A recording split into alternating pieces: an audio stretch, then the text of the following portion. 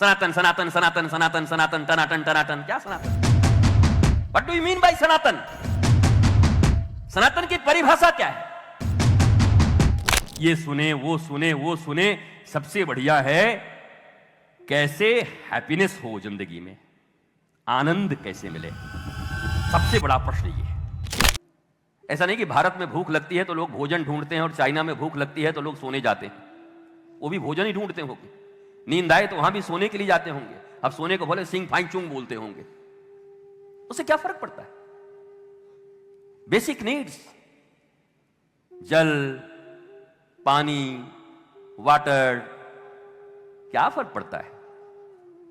प्यास लगेगी, उसका नाम अगर मैं एंट्रोपोन्ड्रिया रख के भी दे दूं तो तुम पी करके तर जाओगे। बोला भैया लो एंट्रोपोन्ड्रिया है। बोला ये क्या है? हमको बहुत प्यास लगी। बोला पी तो लो, बोलो एंट्रोपोन्ड्रिया। बोलेगा हाँ एंट्रोपोन्ड्रिया दे। कि क्या कहोगे? नहीं एंट्रोपोन्ड्रिया मैं नहीं बोलूंगा, भले प्यास से मर जाऊं। अरे बोला महाराज जो बोलना है वो बुलवा दो, पर पानी दे पिलाओ, प्यास मरे। प्यास बुझने से मतलब है, तो नाम में क्या रखा है? पर यह आध्यात्म की गली अद्भुत है। जब आध्यात्मिक चर्चा होगी तो नाम में ही सब कुछ रखा है, और जब भौतिक चर्चा होगी तो नाम में क्या रखा है? बड़ा विरोधाभास है, मनुष्य द्वंद्व से ही बना है। हर चीज की दो धाराएं बह रही हैं। यहां रावण भी खड़ा हो तो उसके साथ भी करोड़ों लोग खड़े हो जाते हैं। त्रेता युग में रावण खड़ा है तो कम है क्या उनके साथ सेना? राम जी के पास उतनी नहीं है। और राम जी भी खड़े हो तो उनके साथ भी लोग खड़े हो जाते हैं। और जो इन दोनों की तरफ नहीं रहना चाहता विदुर की तरह, वो दूर भी चले जाते हैं। महाभारत के युद्ध में विदुर चले गए, हमको नहीं कुछ करना, न इधर न उधर। हालांकि बाद में भगवान श्री कृष्ण ने कहा विदुर जी ये जो तटस्थ बन के बैठ गए ना, न इधर न उधर, तो भक्ति तो आपने किया पर मैं विरोधी ही मानूंगा आपको। क्योंकि जो सत्य न्याय प्रेम और धर्म के पक्ष में खड़ा नहीं होता और कहेगा मैं तो भैया तटस्थ हूं, हम तो भैया तुप ताप, ईश्वर प्रकृति क्षमा नहीं करती। जिस समय सत्य की पुकार हो, धर्म की पुकार हो, न्याय की पुकार हो, आप तटस्थ नहीं रह सकते। हाँ हमारे तो ऐसा है कि हम दोनों तरफ हैं। अच्छा दोनों तरफ हैं। धर्म के पक्ष में ही खड़ा होना हो, संस्कार के पक्ष में ही खड़ा होना हो, संस्कृति के पक्ष में ही खड़ा होना होगा। और सनातन का सीधा, सनातन कोई व्यवसाय का शब्द नहीं है। सनातन उठाए व्यापार करने लगे, सनातन सनातन सनातन सनातन सनातन टनाटन टनाटन, क्या सनातन? What do you mean by sanatan? सनातन की परिभाषा क्या है? नाना मुनि नाना मत, बहुत सारे परिभाषा हैं, उसमें सबसे श्रेष्ठ सर्वे भवन्तु सुखिनः सर्वे सन्तु निरामया। मुझे नहीं लगता कि भारतवर्ष का या दुनिया का कोई व्यक्ति, चाहे वो जिस राष्ट्र में हो, अरे पाकिस्तान से भी पूछ लो एक बार कि सर्वे भवन्तु सुखिनः का अर्थ हम उर्दू में बता देते हैं, और सर्वे सन्तु निरामया उसका अर्थ उर्दू में बताता है। आपको कोई तकलीफ है? नहीं। बोला हम भी तो यही चाहते, तकलीफ नहीं होगा। सनातन को कास्ट क्रीड एंड रिलीजन मत बनाओ। सनातन सार्वभौम सत्ता है। केवल मनुष्य की बात नहीं करता। आदि गुरु शंकराचार्य कहते हैं धर्म की जय हो, अधर्म का नाश हो। अब बताओ इसमें किसको चिढ़ हो सकती? पार्टिकुलर किसी का नाम नहीं लिया, कहा धर्म। सद्गुणों को धारण करने की क्षमता जिनके भीतर में हो वो धर्म है। अब बताओ इस दुनिया में धर्म से किसे चिढ़ हो सकती? हमने एक्सप्लेन नहीं किया, हमने परिभाषा ही नहीं दी, हमने रिचुअल्स को धर्म समझ लिया। हमने जो नियम बनाए उसको धर्म कह दिया, कुछ आपने नियम बनाए उसको धर्म कह दिया, कुछ इन्होंने बनाए उसको धर्म कह दिया। ये मत हो सकते हैं। उस जमाने में भी जब भगवत अवतार हुआ है तब भी लिखा नाना मुनि नाना मत। गोस्वामी जी कह रहे नाना मुनि नाना मत। वो नहीं लिख रहे हैं कि नाना आदमी नाना मत। मुनि तो जब मुनि में ही इतने मत हैं, ऋषियों में इतने मत हैं, साधुओं में इतने मत हैं, सज्जनों में इतने मत हैं, तो अगर राजनीति में बहुत सारे मत हो गए तो इसमें क्या बुरी बात। अगर संस्थाओं में अलग अलग मत हो गए तो इसमें क्या बुरी बात है। जब धर्म की ध्वजा फहराने को स्वयं भगवान श्री राम इस धराधाम पर हैं, तब भी उस जमाने में मननशील मुनि लोग भी नाना मत से चलते हैं। विश्वामित्र अलग पथ पर चलते हैं तो वशिष्ठ अलग पथ पर चलते हैं, और दोनों के बीच तलवार निकल जाती है, खिंच जाते हैं। दोनों ही राम जी के गुरु हैं। कमाल है। अब कोई जाके पूछे कि महाराज बताइए, जब राम जी के गुरु जी के लोगों के बीच ही नहीं पट रहा है तो मानवता कैसे ठीक होगी। नहीं, हम आपसे प्रश्न पूछते हैं, जवाब दीजिए। राम जी के दो दो गुरु, एक पुरोहित जी वशिष्ठ कुलगुरु, और एक अध्ययन और शस्त्र विद्या के गुरु, दोनों, और दोनों के बीच भयंकर कॉन्फ्लिक्ट। तो कोई कहे महाराज बताओ, राम जी को गुरु ही चुनना था तो कोई गैर विवादित आदमी चुन लेते। इनके नाम पर तो गूगल में कुछ पड़ा हुआ है, इनको कैसे गुरु बना लिया। अगर उस जमाने में गूगल होता तो वहां भी पड़ा होता कि विश्वामित्र और वशिष्ठ के बीच में ये वाला है। तब गूगल नहीं था, लेकिन इतिहास तो था, जानकारी तो थी, पुराण तो थे, लिखे तो जा रहे थे। लेकिन इससे भगवान श्री राम को और वर्तमान जनता को, धर्मपरायण लोगों को कोई फर्क नहीं पड़ता था। सत्य एक है पर मार्ग अनेक हैं। भूख एक है पर भोजन अनेक हैं। किसी का पिज्जा का बिना काम नहीं चलेगा, भले ही आंख सड़ा दे, मरमर आ जाए आदमी तो पिज्जा खाई के मरेगा महाराज, छोड़ेगा थोड़ी। किसी का पिज्जा के बिना नहीं भरता। तो कोई कहे भैया हम तो रॉ फूड खाते हैं, बहुत बढ़िया बात है। कोई कहे तो इस दुनिया में इतने मुर्गा मुर्गी बने क्यों हैं। जनसंख्या बैलेंस कर रहे हैं वो, कि हम ना खाएंगे वो मुर्गे ज्यादा बढ़ गए तब। तो आदमी को नहीं खा रहा है, आदमी इतने कैसे बढ़ते जा रहे हैं। भारत की जब आजादी हुई थी तो कितने लोग थे, कितने करोड़। तो क्या बाद में यहां आदमी का तरकारी बनता था क्या, सब्जी? या लाइए आज सुनील सक्सेना जी का सब्जी बनेगा। आज बहुत बढ़िया जोरदार बनेगा, आज यही पार्टी है। आइए आज कमिश्नर साहब का भुर्ता बनेगा, बैगन का और कमिश्नर साहब मिला के भुर्ता बनेंगे। ऐसी बात है क्या? खाया नहीं, फिर भी बढ़ गए। उससे जनसंख्या बढ़ी तो खाके तो नियंत्रित नहीं करोगे। तो बेचारे हिरन के लिए, बकरों के लिए, मुर्गियों के लिए नया नियम। हमने सुना कि एक बाघ और एक बकरी का बच्चा एक ही घाट पे पानी पी रहे थे। तो बाघ गुरगुरा, तेरी इतनी हिम्मत, झूठा पानी पिला रहा है मुझे। कहा महाराज जरा ध्यान से देखिए, धारा उल्टी बह रही है, हम झूठा पी रहे हैं। ठीक है तू 15 दिन पहले मुझे गाली दिया था रे। बोला महाराज भी तो 7 दिन जन्म हुए हुआ है, हैं? अच्छा कोई बात नहीं। तेरे बाप ने दिया। बोला बाप तो, अच्छा तो मां होगी। बोला मां भी। तो मेमने ने पूछा बकरी के बच्चे ने कि महाराज खाना है क्या मुझे? बोला हां। तो बोला सीधा खाओ ना, इतना बहाना क्यों ढूंढ रहे? झूठा पानी, गाली, मां बाप। ये दुनिया में जितने षड्यंत्रकारी लोग हैं, बहानेबाज लोग, जिनको आपकी निंदा करनी है, वो आप कुछ भी करो ढूंढ निकालेंगे। तो इसलिए कभी मुझे लगता है कि अभिमान एक फिल्म थी, वो तो आप लोग कलकत्ता के लोग हैं, आपने जाना फिल्म के बारे में। और उसमें एक बड़ा प्यारा गाना गाया उसने कि कुछ तो लोग कहेंगे, लोगों का काम है कहना, छोड़ो बेकार की बातों में, कहीं ओजस हॉल की सत्संग की बीत न जाए ये दिव्य रहना। इसलिए यहां बैठ करके भैया चुपचाप सत्संग का श्रवण करो। कुछ तो लोग कहेंगे, कहने वालों को क्या है?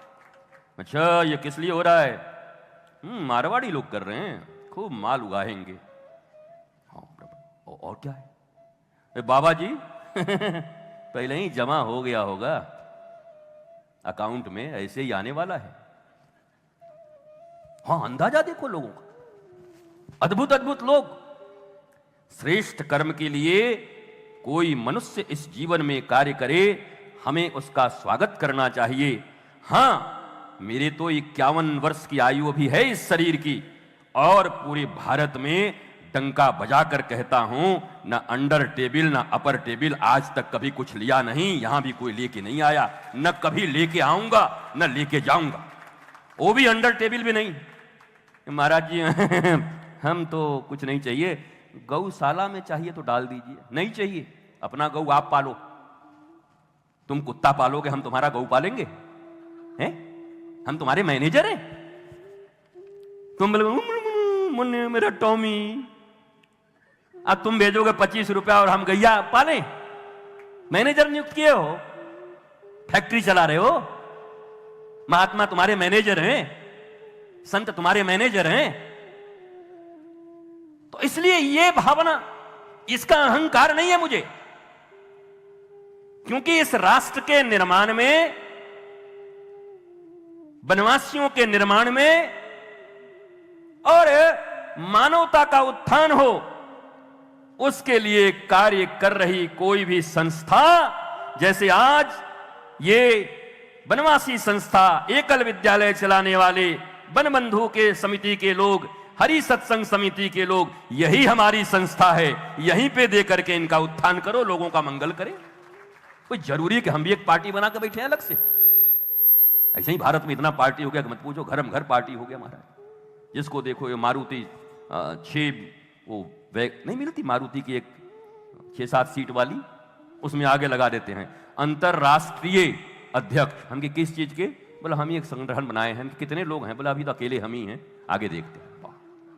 अंतरराष्ट्रीय अध्यक्ष, कमाल है भाई। और ये भी बढ़िया भाई, नहीं बना घी खाए हुए जो लोग हैं वही बचे हुए हैं।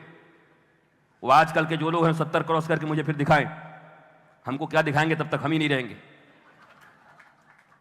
पर 70 क्रॉस नहीं करोगे, लिमिट हो गई आयु। चारों तरफ मिलावट, हर चीज मिलावट। अब एक चलन बड़ा, महाराज जी हमने वहां पर 5 एकड़ जमीन लिया है, वहां ऑर्गेनिक फार्म हाउस खोल दिए हैं, अपना और अपना परिवार उसी से खाता है, और बाकी तो ऐसे 500 बीघे में खेती होती है, 500 एकड़ में हम क्यों? वहां बोला वहां वो खाद इत्यादि से उसको एक्सपोर्ट करते हैं। तो मैं पूछता हूं, आप आदमी हो कि जानवर हो? अपने परिवार के लिए ऑर्गेनिक, और ये जहर किसके लिए पैदा कर रहे हो? नहीं, मानवता है कि नहीं? अब बताओ, पशु किसको बोलते और असुर किसको बोलते? राक्षस किसको बोलते हैं? मुझे परिभाषा बताइए। असुसु रमन्ते इति असुर, जो केवल मैं और मेरा शरीर, मैं और इस शरीर से जुड़े जो 10-5 हमारे क्लोज लोग हैं, उसके सिवा आग लगे बस्ती में हम रहे मस्ती में। इनकी जो धारणा है, इन्हीं को संस्कृत में असुर कहा गया। एक बार ताली बजाइए असुर के नाम पर। बुरा मत मानना कहीं असुर ना असुर के लिए ताली बजा रहा हो। सभी नहीं, हमने भी बजाया तो हम भी तो असुर हो सकते हैं। पर असुर की इतनी परिभाषा है। हमें चाहिए ऑर्गेनिक। पंजाब में कैंसर की ट्रेनें चलने लगी। आपको पहले 20-30 मिनट में थोड़ा धक्का लगेगा, धक्का खाने को तैयार हो। कई लोग दाएं बाएं और मोबाइल देखने लगे अभी से, आदमी खतरनाक लगता है। इस बार का चुनाव अच्छा नहीं हुआ, चुन के लोग ठीक ठाक नहीं लाए। ये 3 दिन लग रहा है हम ही लोगों को बजाएगा। पंजाब से कैंसर की ट्रेनें चलने लगी, हरित क्रांति हो रहा था। एक साधारण मनुष्य से भी पूछो कि जिस राज्य में, उसके बाद महाराष्ट्र, कई जगह हुए, पंजाब वाले नाराज भी हो जाते हैं ऐसे बोलते हैं, तो वहां से रिपोर्ट आ गया था, महाराज जी जब तक खाली पंजाब पंजाब करते रहते हैं, कुछ और नाम लिया करिए। मैंने पूछा कैंसर की ट्रेन चलती है कि नहीं वीकली आपके यहां से? बोला हाँ चलती है। कैसे बढ़ गए इतने? बोला ये खेती हमारा जो गड़बड़ हो गया, अनाज एक्सपोर्ट वाला खाने लगे। अब जाकर शुरू किया कि अपने लिए ऑर्गेनिक और जो एक्सपोर्ट करना है उसके लिए जहर। मैं आपसे प्रश्न पूछता हूं, कोई भी मनुष्य एक पशु के लिए भी अगर जहर बना रहा हो मारने के लिए, तो क्या उसमें मनुष्यता बची है? और तुम किनके बाल बच्चों को मारने के लिए पैदा कर रहे हो? तुम्हारे यहां अगर कोई नकली सामान बनता है तो तुम क्या सोचते हो कि तुम ऑर्गेनिक खा करके तुम्हारे बच्चे, तुम्हारा परिवार सही रहेगा? प्रकृति बैलेंस नहीं करेगी? चिंता मत करो, तुम नकली अनाज बेच रहे हो और तुम्हारे पास नकली दूध आ रहा है, असली कह के बचोगे तो तुम भी नहीं। और जब दवाइयां लेने जाओगे तो वो भी नकली मिल जाएगी, बचोगे तो तुम भी नहीं। जब आप चारों तरफ लगी हो, बाप बड़ा ना भैया, सबसे बड़ा रुपया, ताता थैया, जब इसी का नाच चल रहा हो, इसी के नृत्य चल रहे हो, तो तुम भी कैसे बचोगे और तुम्हारी संतानें भी कैसे बचेंगी आने वाले समय में? कैसे बचा पाओगे? जब 74% मेंटल एंजाइटी के शिकार हो गए तो डिप्रेशन में जाने में कितना समय लगेगा? लास्ट स्टेज है डिप्रेशन के पहले का। तो आपने क्या दिया? आप तो कहते हो मैं 21वीं शताब्दी में जी रहा हूं, हमने बड़ी प्रगति कर ली, बड़ी ऊंचाई प्राप्त कर लिया, अब रोबोट हमारा किचन में आके काम करेंगे, आदमी की भी जरूरत नहीं है। आपके ये सारे के सारे डेवलपमेंट आपके ऊपर ही भारी पड़ गए। मनुष्यों ने बनाया अपने लिए और आज उन्हीं के ऊपर खतरा हो गया। इस दुनिया में जितने एटम बम बन के तैयार हैं, एक आदमी आज भी जिंदा करने का उपाय नहीं है अमेरिका के पास भी ठीक से जिंदा कर पाए। वहां की भी उन्नत चिकित्सा व्यवस्था जो है वो सिर्फ ये कहती है कि हां भाई वहां जो नहीं बचेगा, यहां 30% चांस है, बचता उसका कोई नहीं। अब मुझे बताओ, पहले ये तो कल 2 साल पहले की गणना है कि 32 बार पृथ्वी नष्ट हो सकती है, इतने बम बन चुके हैं, परमाणु बम। अब इन 2 सालों में और भी तो बढ़ा होगा, तो सैकड़ों बार ये पूरी पृथ्वी नाश हो जाए, इसका इन्वेंशन हो चुका है। पर मरते हुए किसी व्यक्ति को बचाने का, कैंसर का आज तक ठीक से इलाज नहीं खोज पाए। रोज नए नए वायरस, रोज नया नया रोग आ रहा है, तुम्हारे मेडिकल को चैलेंज कर रहा है, मानवता को चैलेंज कर रहा है। आप घरों में दुबके हो, 21वीं शताब्दी के मनुष्य, यंत्र, हवाई जहाज, सब कुछ बटन से हो रहा है, पर घर में चिपटे हुए हैं, बाहर कहीं वायरस न लग जाए। दुबके हुए कोने में कहां है? ये किस दिशा में जा रहे हैं? ये कथा सुनने का अर्थ केवल ये नहीं है कि बैठ के मैं आपको भरत चरित सुना दूं, सुनाऊंगा, श्री रामकृष्ण लीला। आज हम कंफ्यूजन में बोल रहे थे, बताओ लोगों ने लिख दिया रामकृष्ण लीला कथा, लेकिन ये पैरोडिक कथा सुन करके हमारे यहां भी, हम वृंदावन में कई बार कहते हैं, हमारे यहां भी कथा करने के बहुत सारे उपाय, मैंने तो खुद ही कहा हुआ है। उसको गलत तरीके से काट कर लोगों ने वायरल किया। हमने कहा आप 2-3 महीने 2 महीने हमारे यहां भेज दो लोगों को, हम कथा करने सिखा देंगे। बहुत सुंदर, बढ़िया ढाल तंबूरा लेकर के कथा करें, सब कुछ करें। उद्देश्य क्या है? What's your motive? मोटिव क्या है? क्या करना चाहते हैं? ये मनोरंजन करना चाहते हैं? 2 घंटे 2.5 घंटे 3 घंटे का एक मनोरंजन है। अगर मनोरंजन भी होता तो शायद भीड़ लगी होती, खचाखच भरा होता। मनोरंजन भी ठीक से नहीं, तो मनोरंजन भी नहीं है, मनोमंथन भी नहीं है कि मन का मंथन हो, उसमें से विष भी निकले, अमृत भी निकले, और विषपान करने वाला भी कोई भोलेनाथ बैठे हों, वो भी नहीं हो रहा। हम हर जगह भटक रहे हैं। तुम्हारे शिक्षा की अवस्था यह है कि शिक्षा इसलिए दी जाती है कि मनुष्य मालिक बने। क्या बने? मालिक अपने मन का। मन उसको न नचाए, मन का मालिक वो हो। हाँ जी, मन तो बहुत चंचल है, चुप बैठ।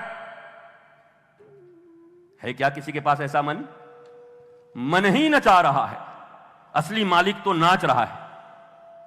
तो आपकी शिक्षा फेल।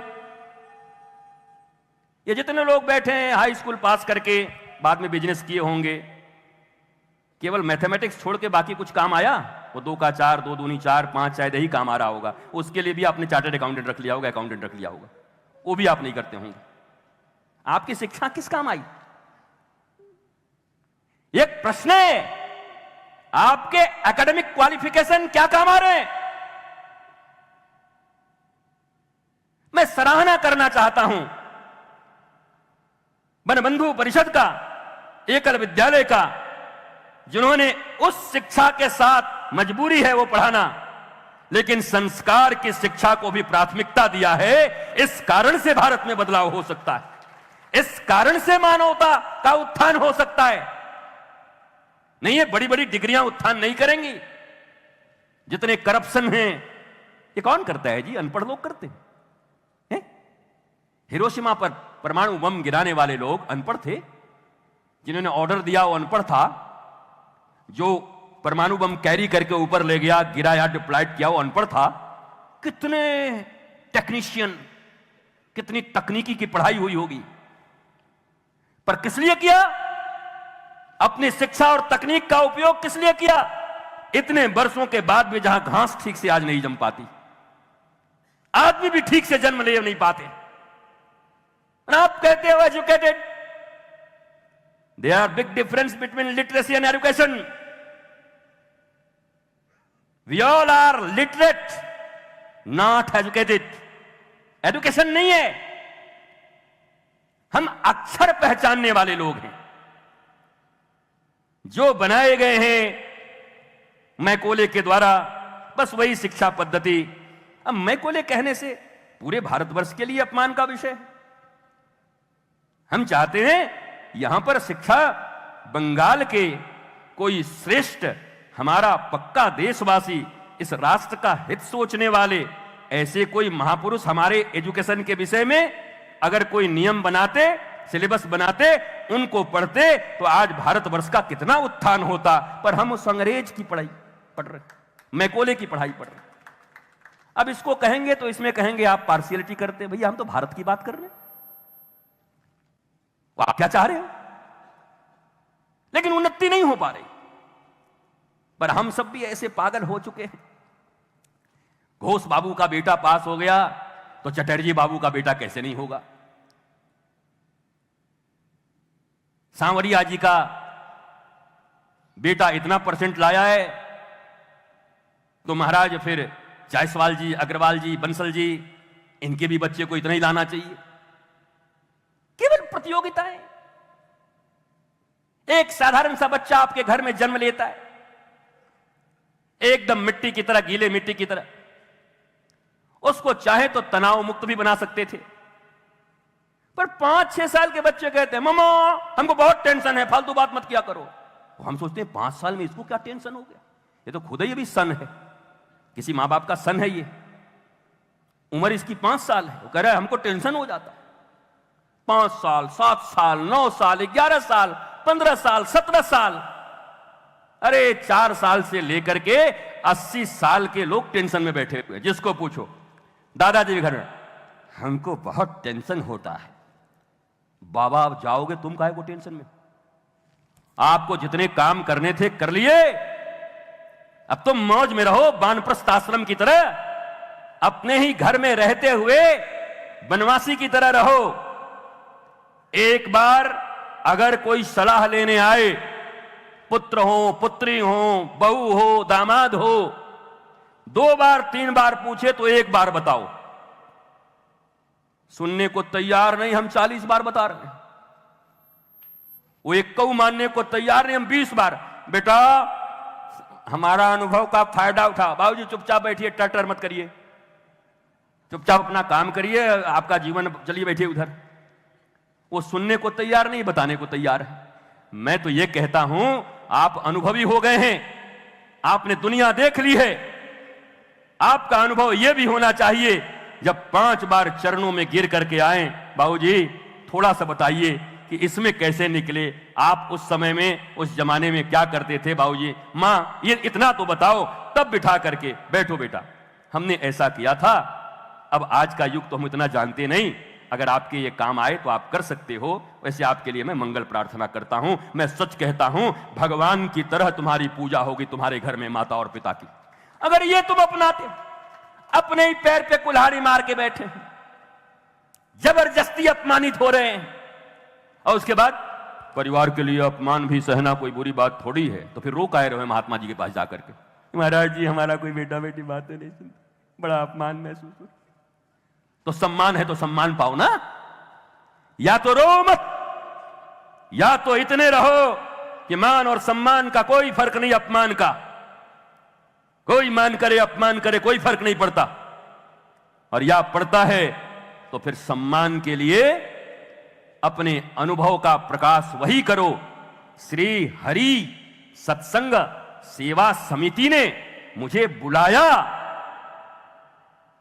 10 बार अप्रोच किया, 25 बार चर्चाएं हुई, तब हम यहां आए। हम बिना मतलब का आप सब बैठे हैं और आके घुस के कहें हम कुछ बोलेंगे तो बंसल जी कहेंगे महाराज जी आपका टाइम नहीं है, अब अगली बार दर्शन निकलिए, इधर बाहर से निकलिए। वहां तो माला मिल रही, अने वहीं ओजस के नीचे 2 आदमी भाला लेके खड़े रहते हैं। कहां बाबा, चलिए चलिए चलिए चलिए, मामला खत्म। तो सम्मान भी तो आप ही के हाथ में है। ये सब गड़बड़ियां किसके कारण है? देखो आज पहला दिन है, पहले तो ये सुने वो सुने वो सुने, सबसे बढ़िया है कैसे हैप्पीनेस हो जिंदगी में, आनंद कैसे मिले, सबसे बड़ा प्रश्न ये है, आनंदित जीवन। अच्छा, एक तरफ महाभारत कोई लेके बैठे, एक तरफ रामायण, एक तरफ गीता, एक तरफ श्रीमद् भागवत, और लिखा रहे एक तरफ कि भाई यहां, और 5वें तरफ लिखा कि आनंद। वो आनंदो अभी लोग समझते नहीं हैं। और 6ठे तरफ लिखा रहे कि 5 करोड़ रुपया, कहां जाओगे? भगवान थोड़ी कहीं भाग जाएंगे, बताओ। अच्छा, तो लक्ष्मी जी भगवान नहीं है, वो भाग जाएंगी? बताओ, वो कह रहा भगवान कहीं थोड़ी भाग जाएंगे, लक्ष्मी जी भाग जाएंगी। तो जिस समाज में, जिस मनुष्यता में ईश्वर का, आनंद का, प्रेम का स्थान केवल पैसा ले चुका हो, वहां आप एक हेल्दी मानसिक अवस्था में जीने का स्वप्न देख रहे हैं। पर याद रखिए कलकत्ता वासियों, ये कभी पूरा नहीं होगा, क्योंकि आपके रग रग में पैसा सबसे टॉप पर है। मानो न मानो, आप जितनी पूजाएं करो, जितने पाठ करो, जितने गीता के अध्ययन करो, जितनी कथाएं सुनो, पर प्रायोरिटी धन है। अब जब धन ही सब कुछ हो गया, भगवान है, मां है, बाप है, रिश्ते हैं, नाते हैं। बिहार के बेगूसराय में अपने बेटे ने पिता को गोली मार दी। निकला क्यों? बोला पेंशन के पैसे के बंटवारे में दिक्कत कर रहे थे। वो बोल रहा था आधा मेरे को दो, नहीं दिया तो गोली मार दिया। पिता को गोली मार दी अपने बेटे ने, जिसके लिए कभी बॉलीवुड ने गाया होगा, देते हैं भगवान को धोखा, इंसानों को क्या छोड़ेंगे, कसम वादे प्यार वफा सब नाते हैं, बातें हैं, बातों का क्या।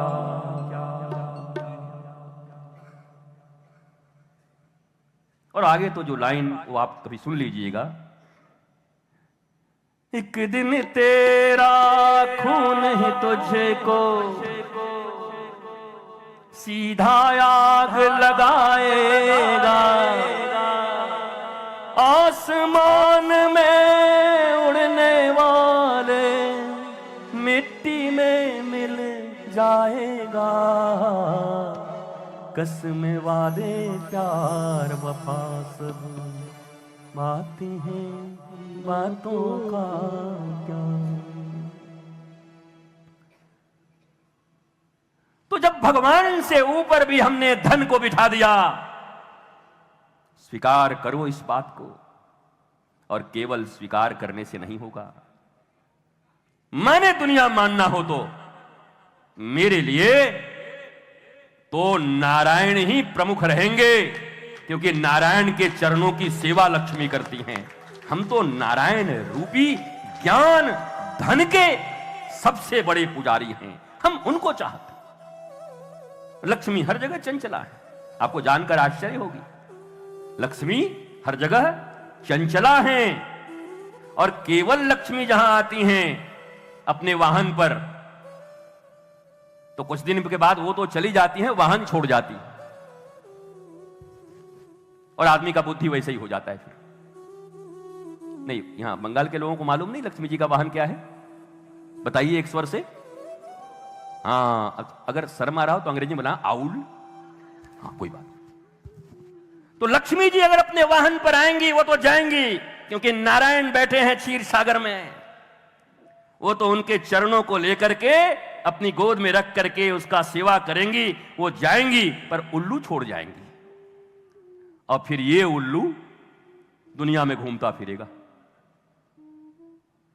बुरा मत मानिएगा, ऐसे उल्लुओं की संख्या ज्यादा है। नारायण रहित लक्ष्मी कुछ दिन के लिए आई, वाहन छोड़ी, अब उनको उसी रूप में देखिए तो ज्यादा। परिवार में भी होंगे, बुरा मत मानिएगा। अरे बुरा मान के हमारा क्या कर लीजिएगा, नहीं मान भी जाइए तो क्या कर लेंगे आप। लेकिन परिवार में भी ढूंढ लेना, ऐसे लोग होंगे, रिश्तेदारों में भी होंगे उलूक बुद्धि के लोग। अरे 10 करोड़ उल्लू मिलकर के ये घोषणा कर दें सूरज नहीं उगा, हमको कुछ दिख ही नहीं रहा, तो क्या 10 करोड़ उल्लुओं के कहने से दिन रात हो जाएगी? बहुमत से प्रकृति चलती है क्या? सरकारें चलती होंगी। बहुमत से सरकारें चलती होंगी, प्रकृति नहीं चलती। सत्य बहुमत से नहीं चलता, सत्य तो अकेला सिंह की तरह गर्जना करते चलता है, उसे बहुमत की आवश्यकता नहीं होती, वो अकेला ही है। बहुमत तो राम जी के साथ खड़ी है, पूरा अयोध्या राम जी के साथ, दशरथ जी राम जी के साथ, भरत जी राम जी के साथ, सारे लोग राम जी के साथ, गुरु जी राम जी के साथ। वहीं पर चुनाव हो जाता, केवल एक कैकेयी और मंथरा, 2 लोग चाहते हैं कि राम जी का वनवास हो जाए, पर राम जी चाहते हैं मैं सत्य और धर्म के पथ पर चलूं, इसलिए वो जा रहे हैं, नहीं तो अड़ जाते। अच्छा चुनाव करवा, कौन चाहता है मैं बन जाऊं? पूरा अयोध्या खड़ा होके कहता मंथरा को बाहर करो, और कैकेयी ज्यादा टर टर करे तो इसको भी बाहर करो। यादें क्या? तो बहुमत से सत्य का क्या संबंध है? पर आप ज्यादातर समय क्या करते हो? अब क्या करें, बेंगलोर वाली बुआ ऐसे बोल रही थी, दिल्ली वाली मौसी ऐसी बोल रही थी। अरे क्या वो बहुमत से फैसला करोगे अपने बच्चों का भविष्य? उन्हें कौन सा धर्म शिक्षा मिलना चाहिए, संस्कार मिलना चाहिए? वो बड़े होकर के आनंदित और आह्लादित तुम्हें प्रणाम करे कि इतने रिश्तेदारों और परिवारों और समाज के परंपराओं के बीच भी हमारे माता और पिता ने धर्म और सत्य का पक्ष लेकर के हमारा पालन पोषण किया, इसलिए आज मैं डिप्रेशन में नहीं हूं। भले ही सुदामा की तरह हूं, पर कृष्ण भी मेरे पांव धोने के लिए राजी हैं, ऐसा वो घोषणा कर सके, ऐसी उद्घोषणा कर सके। क्यों नहीं बनाते? किसने रोका है? ए सुन, क्या मेरी बेइज्जती मत करो, तुझे साइंस लेना पड़ेगा। लड़का ठीक से आर्ट्स भी पढ़ने लायक नहीं, बेचारा मरमरा जाएगा। सुन, मासी का लड़का साइंस लिया और तू मेरी बेइज्जती कराएगा। लड़का कह रहा बेइज्जती नहीं कराऊंगा, मरूंगा कुछ दिन के बाद। तू मेरी मां के जैसी है नहीं, रख नहीं पाएगी मुझे। तुझे मेरा ख्याल नहीं, मुझे क्या पसंद है, क्या करना चाहिए। सचिन तेंदुलकर महाराज बाद में मैट्रिक पास किया हुआ आदमी, 10वीं क्लास फेल। ऐसे दुनिया में कितने लोगों को देखो, आप केवल झूठी प्रतिष्ठा के लिए अपना, अपनी पत्नी, परिवार, बच्चे सबकी बलि चढ़ा रहे हो। अरे दबंगई से निकलो। हमको तो घड़ी भी ला करके दिया मुरारका जी ने, इसमें भी डॉन लिखा हुआ है। हमके वाह महाराज बहुत अच्छा। हमके ठीक है, पहचान गया लगता है। हाँ घड़ी भी तो मैंने डॉन, हमके गजब। मतलब उल्लंघन मत करिएगा गुरुजी, लाल रंग से डॉन लिखवाया है, 6 बजा उसके पहले उतर जाइएगा। हम तो चाहते हैं कि 1.5-2 घंटा खूब बढ़िया स्वागत इत्यादि चलता रहे, तो हमको तो और आनंद है। आधे घंटे 45 मिनट बोले, सात्विक बात, सार, जैसे गीता का सार कहते हैं, बोल के।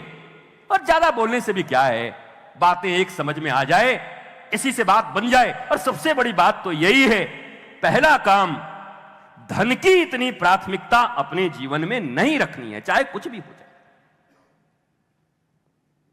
और बहुत सारे चीजें इसी से समस्या का समाधान हो जाएगा। बहुत चीजें।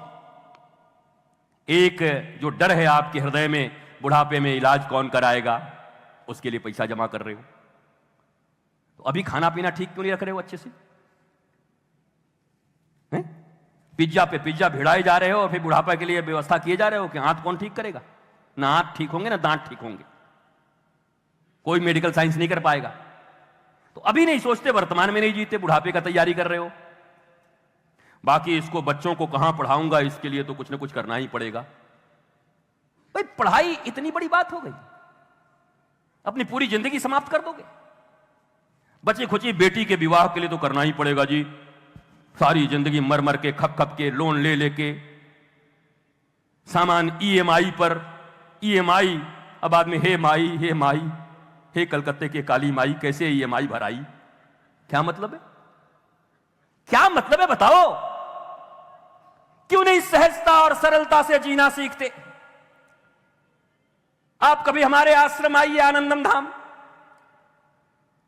हमने सारी व्यवस्था, वही चक्की जो चलती थी हाथों से, सिलबट्टे से वो मसाले, प्रयत्न किया है हमने, पर हमारे आश्रम वालों ने धीरे धीरे सब हटा के, फिर हम डाल तो वो पात कहते ये तो मरवा देगा, इतना मेहनत करवाएगा। तो एक दिन तो मैंने देखा कि मैं तो सोचता हूं सिलबट्टे पे खा रहा हूं, तो इन्होंने क्या किया, एक आदमी को सिलबट्टे पे बिठा दिया झूठ मूठ का, और सिलबट्टा टक टक कर रहा था और अंदर किचन में घर करके पीस के लाके दे दिया। हमके देखो इतना धोखा, कितना करोगे? प्रत्यक्ष पर्यवेक्षण करना ही पड़ेगा। इन आंखों से जब तक न देखोगे अपने बच्चों को, यहां वहां लगा दिए, तुम मित्र न बन पाए तो बाहर मित्र ढूंढेगा। तो मातृदेवो भव, पितृदेवो भव, तुम ही क्यों नहीं मित्र बन जाते अपने बच्चों के? क्यों नहीं दोस्त बनते? क्यों वो थर्ड क्लास के लोगों के साथ दोस्ती करके अपना जीवन खराब करे? ये जिम्मेवारी किसकी है? आप केवल जन्म देना जानते हो। जन्म देना आपका जन्मसिद्ध अधिकार था, पर उसे मनुष्य बनाना, जननी होना कोई बड़ी बात नहीं है। जननी होने के लिए कोई ट्रेनिंग नहीं लेनी पड़ती। पशु पक्षी भी बच्चे पैदा कर रहे हैं। अगर आपने जननी बनने का ठान लिया तो फिर ध्रुव की मां की तरह और प्रहलाद की मां की तरह मां भी बनने को तैयार रहो। केवल जन्म देने से नहीं होगा। प्रहलाद की मां और प्रहलाद के पिता असुर हैं, जिन्हें आप राक्षस कहते हैं, हिरण्यकश्यपु और कयाधु। मुझे ताज्जुब लगता है, राक्षस के घर में इतना बड़ा भक्त और भक्तों के घर में राक्षस। नहीं, कुछ बात नहीं समझ आता। आप कहते हैं मैं भक्त हूं, आप मंदिर जा रहे हो, आप कथाएं सुन रहे हो, आपके घर राक्षस पैदा हो गया। ना आपका सुनता, ना पड़ोसियों की सुनता, आताताइयों की तरह जिंदगी जी रहा है, सबको डिप्रेशन में डाले हुए है। तो एक तरफ तो एक ऐसा परिवार है जहां हिरण्यकश्यपु घोषित राक्षस, असुर, मैया भी उसी वंशज की, पर एक मां ने ठान लिया कि मुझे अपने बेटे को संस्कार देने हैं, और मिल गए गुरु नारद जी। गुरुदेव भगवान की शिक्षा और मां के संस्कार ने उस राक्षस के घर में प्रहलाद जैसा भगवान का सबसे बड़ा भक्त पैदा कर दिया, भक्तराज प्रहलाद। आप क्यों नहीं कर सकते? महाराज जी क्या करें, इसका पापा बहुत दारू पीता है। तुम नहीं पीती ना, तुम बना दो। है तो उदाहरण। क्या करें, मोहल्ला ऐसा है, मोहल्ले से उसका क्या होना है, तुम बनाओ। जब इतना छोटा था, जन्म लिया था, महाराज जी हर समय पिज्जा पिज्जा करते रहता है। पिज्जा के दुकान लेकर के पैदा हुआ था क्या? पिज्जा को जाना कैसे वो? महाराज जी 4 साल का उम्र है, इतना चॉकलेट खा के दांत में। किसने दिया? तुम्हारे जैसा आदमी खेती तो कर गए पर फसल न बचा पाए। चर गए लोग आकर। क्यों किया था खेती जब बचा नहीं सकते? क्यों बीज डाले थे? क्यों फसल पैदा कर रहे हो जब बचा नहीं सकते? तो जन्म देने से पहले बचाने के तरीके तुम्हें सीखने होंगे। सारे लोग कह रहे हैं युवा पीढ़ी बिगड़ गई, बच्चे बिगड़ गए। हम कहते हैं बूढ़े बिगड़ गए। सारे लोग कहते हैं ये संतानें क्या करेंगी, हम कहते हैं ये मां बाप क्या करेंगे। शास्त्र कहता है मातृ देवो भव, पितृ देवो भव, और तीसरा आचार्य देवो भव, और हमारे यहां अतिथि देवो भव। अतिथि कौन है? बुआ जी, मौसी जी, बगल की शर्मा जी, वर्मा आंटी, घोष बाबू की पत्नी, ये अतिथि हो गए।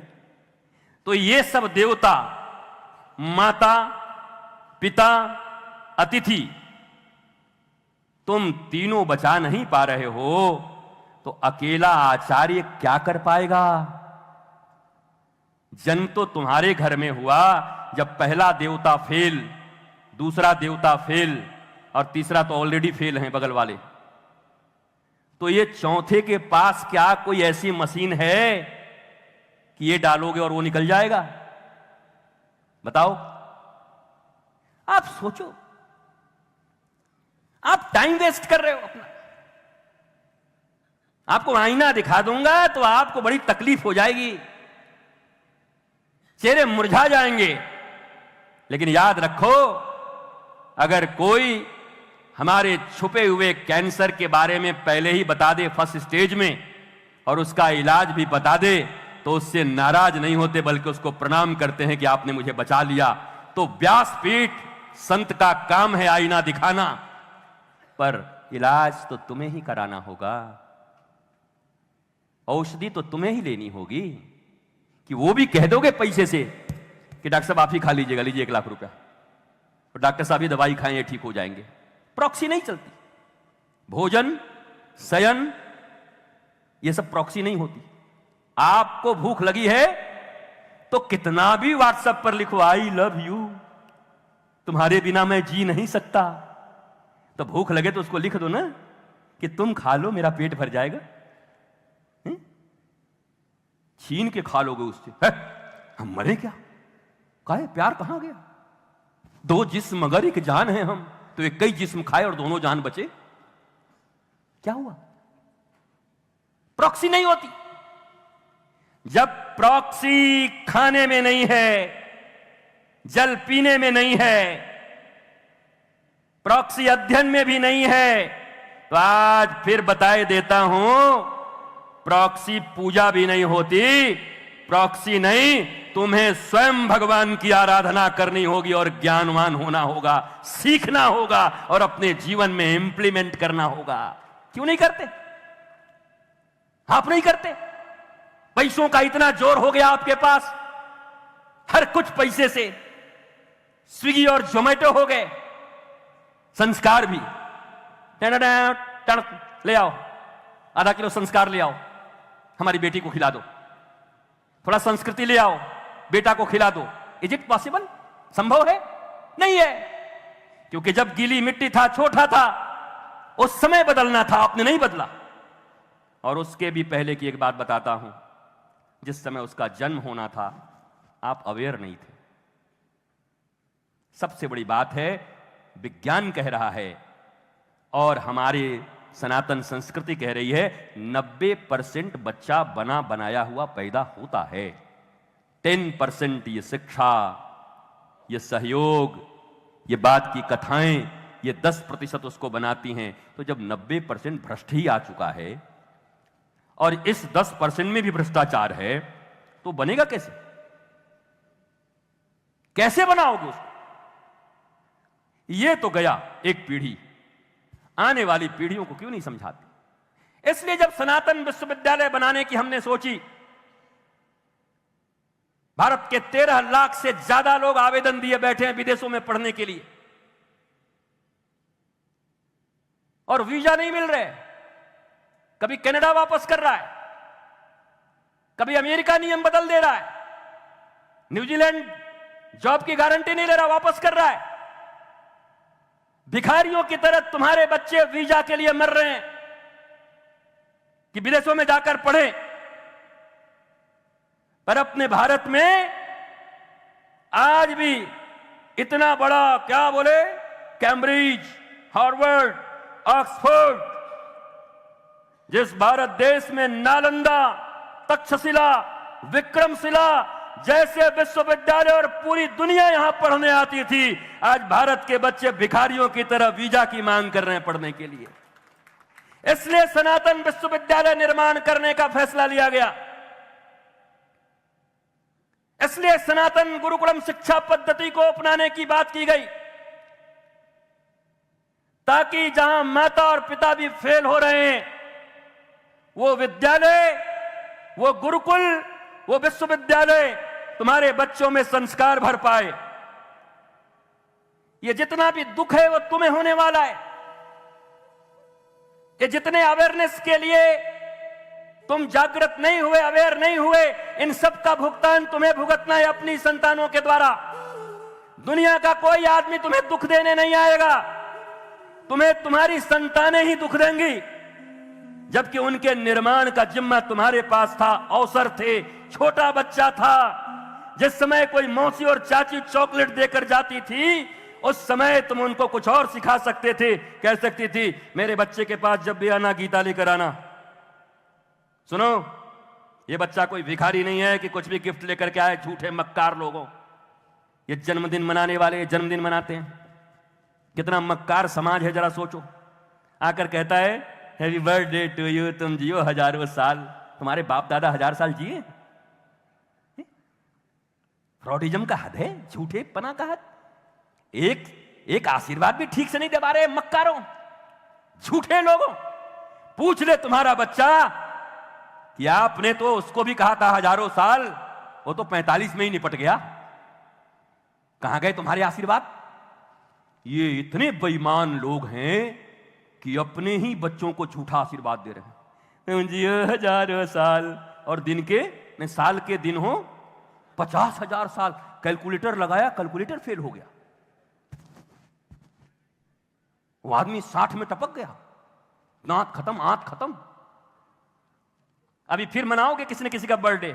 सुनो प्यारे बच्चों जो बैठे हो, ऐसी कोई मौसी, चाची और बगल वाली आए तो तुरंत कहना चुप, झूठे कहीं के जियो हजारों साल।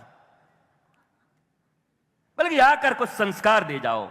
बेटे, आज मैंने बालक ध्रुव की कथा तुम्हारे लिए लाई। आज भक्त प्रहलाद का एक छोटा सा मैंने कार्टून बना के लाया है। तुम इसको देखो कि कैसे प्रहलाद बने। देखो कैसे ध्रुव अपनी मां की बात सुनते थे, कैसे मदालसा ने 7 वर्ष के अपने बच्चे अलर्क को सेल्फ रियलाइज्ड पर्सनालिटी, आत्मज्ञानी बना दिया। तुम कहते हो 12, 14, 15 साल के महाराज जी, अभी खेलने खाने का उम्र है। 5 साल में ध्रुव भगवान का दर्शन कर रहा है, 5 साल में प्रहलाद भगवान का दर्शन कर रहे हैं। इनका 17 साल का गधा भी खेलने खाने का उम्र है। नाक में उंगली लगे हुए इनका। ये कैसी संतानें पैदा करके बैठे हो? लज्जा नहीं आती? वो ध्रुव, वो अलर्क, वो मीरा, वो प्रहलाद, इस देश की वो संस्कृति है। और हम अपने छोटे अभी खेलने गाने, बुढ़ापे में भक्ति करेगा। तुम तो खूब कर रहे होगे। तुम्हारी 2 नंबरी भक्ति तो खूब दिखाई पड़ रही है। यही भक्ति है ना? आए बैठे सुने गए, और घर में थोड़ा अपमान हो गया तो हमारा अपमान बहुत हो जा रहा है। और 65 साल की उम्र में भी बेटा अकाउंटेंट चेंज कर देने, भिखारी हो जाएगा। अरे तुम राजा की तरह जिए ना, छोड़ो बेटा को भी कुछ सीखने दो। अपना विवाह कर लिया, बेटा का भी विवाह यही करेंगे। अब कितनों का तो है ना, पोता का भी कर लेते महाराज जी तो बड़ा अच्छा होता। पूरा दुनिया का तू ही कर ले। अपने विवाह से पेट नहीं भरा, खुद का विवाह नहीं कर लिया आपने। जीवन में एक बार आपको विवाह करने का अवसर परमात्मा ने दिया, स्वयं किए। सुखी दाम्पत्य जीवन, संस्कारित दाम्पत्य जीवन अगर बनाए होते तो दूसरे विवाह की तुम्हें अपेक्षा नहीं होती। किसी और के विवाह में इतना रस तुमको नहीं मिलता, क्योंकि सारा रस तुमने अपने दाम्पत्य जीवन में लिया। तुम अधूरे हो, भिखारी हो, प्रेम मिला नहीं तुमको, जीवन का रस मिला नहीं, तो अन्य जगह ढूंढ रहे हैं। बेटे का होगा तब होगा, बड़े बेटे का हो गया, बहू ने लात मार दिया, अब छोटे वाले पे ही आशा है, वो भी लती आएगी। अभी 2 लात हैं, 4 लात लगेंगे, 2 बड़ी बहू का, 2 छोटी बहू का। ये बताओ, बड़ी से इनका पेट नहीं भरा, अब छोटी का इंतजार कर रही है। ये बड़ी का क्या मोहल्ले वालों ने पैदा किया था कि तुम्हारे बच्चे थे? कौन थे वो? तुम ही मां थे, तुम ही पिता थे, तुमने पढ़ाया, तुमने ही लड़की चुनी, तुमने ही दामाद चुने, और अब तुम आसरा देख रहे हो कि दूसरा मुझे सुखी करेगा। पहला कहां गया? और जिनके 3-4 हैं उनका तो लास्ट तक आशा लगा रहता है, इस बार एकदम सीता जैसी आएगी। हमको साफ दिखाई पड़ रही पूतना जैसी आ रही है। ये सीता ढूंढ रही है, ताड़का की तरफ पहुंच गई है वो, सीता ढूंढ रहे हैं। 3 नहीं आई, अब 4थी आएगी इनकी। कमाल है। दिल बहलाने को ख्याल गालिब अच्छा है, बहलाते रहिए मरते मरते तक। जागिए। ये कथा, श्री राम कृष्ण लीलामृत जो कल से प्रारंभ होगी, आज तो भूमिका है। भूमिका पहले तैयार हो, भूमि तैयार हो तब खेती होती है, और भूमिका तैयार हो तब राम और कृष्ण और संतों के वचन हृदय में स्थापित होते हैं। आज भूमिका का दिवस है कि हमें कैसा जीवन जीना। जब तक हमें चोट नहीं लगेगी, मैं ऐसा नहीं कि आपके हृदय को दर्द देने आया हूं, इतनी दूर से चल करके दर्दे दिल का इलाज लेके आया हूं, और आप सोच रहे हो मैं दर्द देने आया हूं। बस आपको यह स्मरण दिला रहा हूं कि ये दर्द छुपे हुए हैं। इन छुपे हुए दर्द को उभारो। होम्योपैथ की दवा पहले क्या करती? पहले 2-4 डोज में और उभार देती, और फिर शांत कर देती। तो पहले तो आज की डोज उभारेगी, मुस्कुराहट अच्छी हो जाए, जीवन अच्छा हो जाए, जगजीत सिंह का गाना कम से कम फेल हो जाए। तुम इतना जो मुस्कुरा रहे हो, क्या गम है जो तुम छिपा रहे हो। मैं सोचता था बंसल जी कि ये गाना इतना हिट कैसे हुआ भारत में। फिर लगा वो दर्दे दिल सबको लग गई कि तुम इतना जो मुस्कुरा रहे हो, क्या गम है। आदमी सुनता वही है जिससे रिलेट करता है। रातों रात ये गजल हिट हो गई, मतलब भारतीयों की मुस्कुराहट ऐसी है, इतना जो मुस्कुरा रहे हो क्या छुपा रहे हो, तो गाना हिट हो गया महाराज। यही तो कारण है हिट होने का, और क्या है। जो आपसे रिलेट नहीं करता, जो आपको जगाता नहीं, जो आपको छूता नहीं, वो गाने चलते हैं, कूड़े के भाव में चले जाते हैं। पर ये घर घर में बजने लगे, इतना जो आदमी लुंगी तौलिया दाढ़ी बनाते हुए भी जो वो भी इतने गम है।